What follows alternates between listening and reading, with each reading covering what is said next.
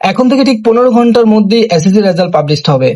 তো একজন অভিভাবক হিসেবে আপনার যা করণীয়, আপনি আপনার সন্তানকে এটা বুঝতে দেন যে অনেক ক্যান্ডিডেট ছিল, সবাই কিন্তু এসএসসি পরীক্ষা দিতেও পারে নাই। আপনার সন্তান এসএসসি পরীক্ষা দিতে পেরেছে, এটা কিন্তু তার একটা সাকসেস।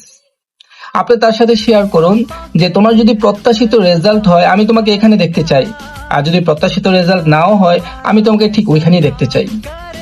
আপনি আপনার নিজের ব্যর্থতার গল্প তাকে শোনান যে আমি অনেকবার ব্যর্থ হয়ে এখানে আসছি। সে তো জীবনের রেসে মাত্র শুরু। এসএসসি, এইচএসসি, অ্যাডমিশন, ইউনিভার্সিটি, দেন জব, অনেকগুলো স্টেজ কিন্তু তার পার হতে হবে।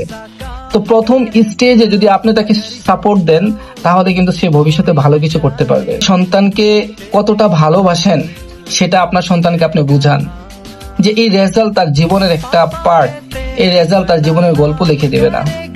তার জন্য আপনি সর্বোচ্চ ত্যাগ স্বীকার করতে রাজি আছেন, এবং পৃথিবীর সবাই যদি তার কাছ থেকে সরেও যায় আপনি তার পাশে আছেন।